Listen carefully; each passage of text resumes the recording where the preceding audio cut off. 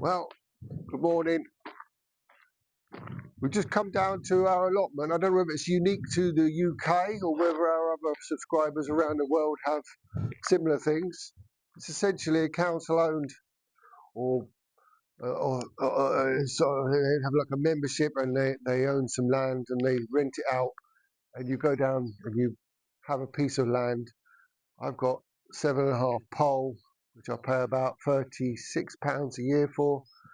We just rocked up to see how our plot is doing. Oh my God, we haven't been here in 6 months. I'll show you what I mean. All the grass you can see everywhere ain't supposed to be there. It's overgrown. It's a lot of work to do. It looks like I'm going to be doing quite a bit of digging. Yeah, all of this is normally, by now we've got it ready for planting. Before we left, we did some strawberries. Transfer. They look like they're doing all right. We just got the rest to do now. So we want to move them from where they currently are. That'll be all right. But it looks like our greenhouse has took a bit of a battering. I've got a couple of panes out, or quite a few panes out. 1, 2 panes out. And I've got the roof ones are gone. So this is where we grow all our seeds on. So I don't know where they've all gone. I'll have to find them. Anyway, I'm sure we'll have a bit more on this later, on other occasions. Anyway, let's see what we get on there. There's the cherry trees. At least they're coming into blossom. These are all our raspberries. Our strawberries are everywhere. And then we've got a big lot of strawberries here, but they look like they've had a bit of a bashing as well. And then all of these fruit trees. Anyway, so we have 6 compost bins, and we rotate them, use 2 every year. So these were filled up last year, so I shall turn them around. You've used the compost from here, which Mon's filling it up now with this year's organic or weeds or whatever, and any spare compost stuff from home. That one's reasonably empty as well. These 2 need using this year, so that's what we normally do. We started to do something, like I say, some of the strawberries last year before we let some of them take it, some of them haven't. One's cracking on with the weeding.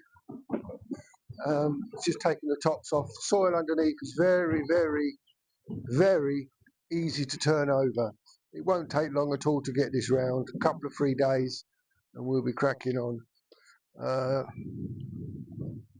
can't find the perspex for that, but I've replaced one of the perspex there. I'll have to buy one. I've put the glass in. That's all ready to rock and roll. I've now got this all ready so that I can start preparing the seeding for this year's crops. So that's my next job. I've got some compost here. I'm going to now stick the seeds in. We harvest seeds from the year before, so they're all our beans. We've got runner beans there. They're Borotti beans, like Borotti beans. These are these are beans you eat, all of them, and then they're the beans you eat inside. And then we got all the harvested seeds there. So that's my job for now. So this year, because we're only going to be here for 6 months, we're not going to go mad. So we're going to use all these small trays here, and I'm going to start my tomatoes in here, and then other vegetables as well. The beans will go into pots like this. We're only going to do 10 of each because we normally freeze a load, but we can't keep our produce on the boat over the winter because we shut everything down and we shut the freezer down. So we're only going to grow enough to eat and give away. We give quite a lot away to family and friends. Mon's colleagues as well at work. They love all the fresh vegetables. So that's what we do. So I'm going to crack on with that now. I'll show you when I finish what I've done. Right, all my seeds are all set in the greenhouse. Everything from cabbages to kale to tomatoes, broad beans, runner beans, French beans, other type of beans, sugar snap peas. And then over here we have, I want to grow some lavender, some lovely sweet red peppers, and then some more sugar snap peas here. Mon's done a weed clear of these beds here, and she's starting to do the weed clear on the other beds over there. And now I'm going to start and give it a dig over. We dug half of this from about here to there before we left in October, so it's just this bit I've got to give it a dig over, and then that'll be ready to plant some stuff straight in the ground. I've also got an exceptionally long handled spade. I've had it a few years now. It makes it digging ever so easy. It comes up to my chest, so when I dig it in the ground and pull it back, it takes less effort. But as I said, the ground is very, very, very soft, easy to dig. Through years, about 5 years of me digging in organic matter, so yeah, it don't take long to dig. We're nearly as ahead as what we were last year. I thought we were going to struggle this year, but hey, we're not. We're doing well.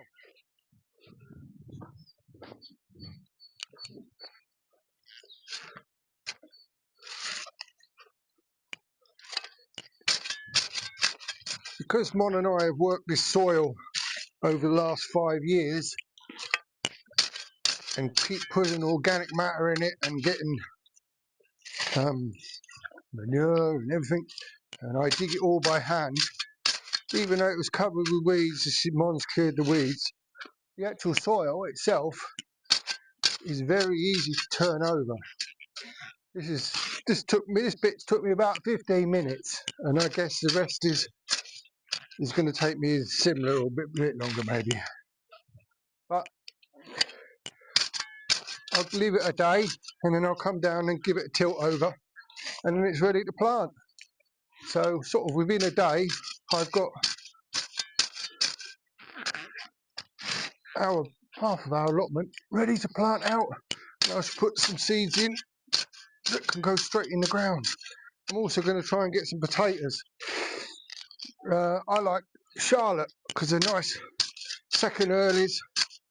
They're sort of a waxy skinned yellowy potato, and that's one of my favourite potatoes, with lots of butter and some mint when they're boiled.